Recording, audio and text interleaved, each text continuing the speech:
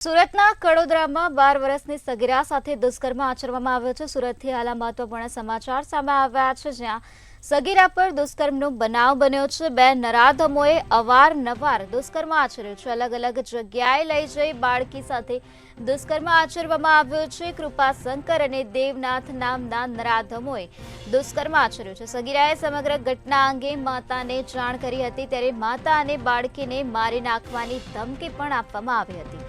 માતાએ કડોદરા પોલીસ મથકે આ સમગ્ર મામલે ફરિયાદ નોંધાવી છે, ત્યારે પોલીસે બંને નરાધમોની તાત્કાલિક ધરપકડ કરી લીધી છે। પોલીસ ફરિયાદના આધારે આ સમગ્ર મામલે હાલ વધુ તપાસ હાથ ધરવામાં આવે છે। સુરતના પલસાણાના કડોદરાનો આ બનાવ છે, જ્યાં 12 વર્ષની સગીરા સાથે દુષ્કર્મ આચરવામાં આવ્યો છે। બે નરાધમોએ 12 વર્ષની સગીરા પર અવારનવાર દુષ્કર્મ આચર્યું છે। તો કૃપાશંકર અને દેવનાથ નામના નરાધમો છે, જેઓએ 12 વર્ષની સગીરા પર દુષ્કર્મ આચર્યું છે। ત્યારે સગીરાએ આ સમગ્ર ઘટના અંગે તેની માતાને જાણ કરી હતી, ત્યારે માતા અને બાળકીને મારી નાખવાની પણ ધમકી આપવામાં આવી હતી। ત્યારે માતાએ કડોદરા પોલીસ મથકે આ સમગ્ર મામલે ફરિયાદ નોંધાવી છે। તો પોલીસે હાલ આ બંને નરાધમો કૃપાશંકર અને દેવનાથને ધરપકડ કરી લીધી છે અને કાર્યવાહી હાથ ધરી છે। તો પોલીસે ફરિયાદ નોંધીને હાલ આ સમગ્ર મામલે વધુ તપાસ હાથ ધરી છે। તો પોલીસ દ્વારા કૃપાશંકર અને દેવનાથ નામના નરાધમો પાસેથી પૂછપરછ હાથ ધરવામાં આવી છે। આ નરાધમોએ અલગ અલગ જગ્યાએ 12 વર્ષની સગીરાને લઈ જઈને દુષ્કર્મ આચર્યું હતું।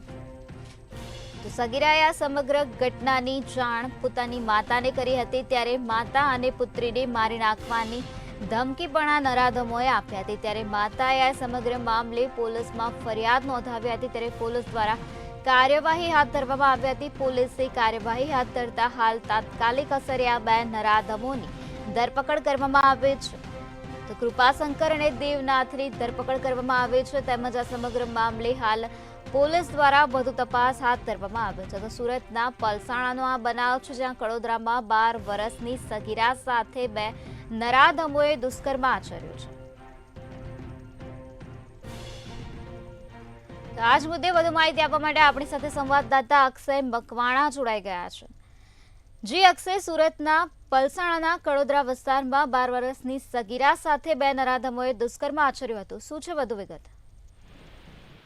જી નિરાલી, ચોક્કસથી જણાવીશ કે હાલ અત્યારે પલસાણા તાલુકાની અંદર જે પ્રમાણે દિવસે ને દિવસે ક્રાઇમ વધતો જઈ રહ્યો છે, અત્યારે વધુ એક ક્રાઇમ જે છે તે સામે આવ્યો છે। હાલ અત્યારે જે 12 વર્ષીય સગીરા જે છે તેની સાથે દુષ્કર્મની ઘટના બની છે। આ ઘટના છે કડોદરા વિસ્તારની, અને બે નરાધમો દ્વારા અવારનવાર આ 12 વર્ષીય બાળકી ઉપર જે છે તે દુષ્કર્મ આચરવામાં આવ્યું હતું, અને બાળકીની સાથે અલગ અલગ જગ્યાએ આ જે નરાધમો છે તેઓએ વારંવાર માસૂમ બાળકીને પીખી હતી।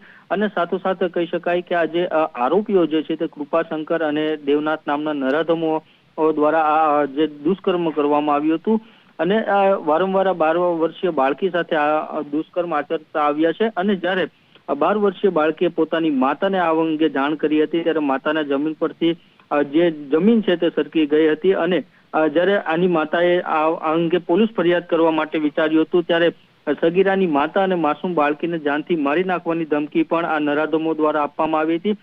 પરંતુ છેવટે જે સગીરાની માતાએ હિંમત કરીને કડોદરા પોલીસ મથકમાં જાણ કરી હતી, અને હાલ અત્યારે કડોદરા પોલીસ મથકમાં બંને નરાધમો વિરુદ્ધ જે છે તે પોલીસ ફરિયાદ પણ નોંધાઈ ગઈ છે, અને હાલ પોલીસે બંને નરાધમોની તાત્કાલિક ધરપકડ પણ કરી છે, અને આગળની કાર્યવાહી જે છે તે કડોદરા પોલીસ હાલ અત્યારે હાથ ધરી રહી છે। જી નિરાલી।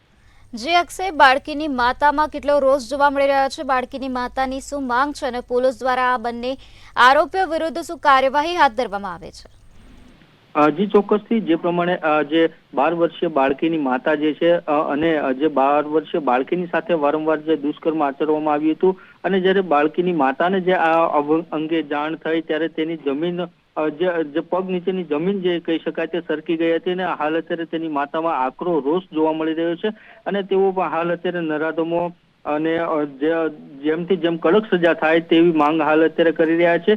અને પોલીસ તંત્ર પાસે પણ હાલ અત્યારે સગીરાની માતા જે છે તે આશા રાખીને બેઠા છે કે કડોદરા પોલીસ આ નરાધમોને ક્યાંક ને ક્યાંક કડકમાં કડક સજા અપાવે। જી અક્ષય, સમગ્ર માહિતી આપવા બદલ આભાર।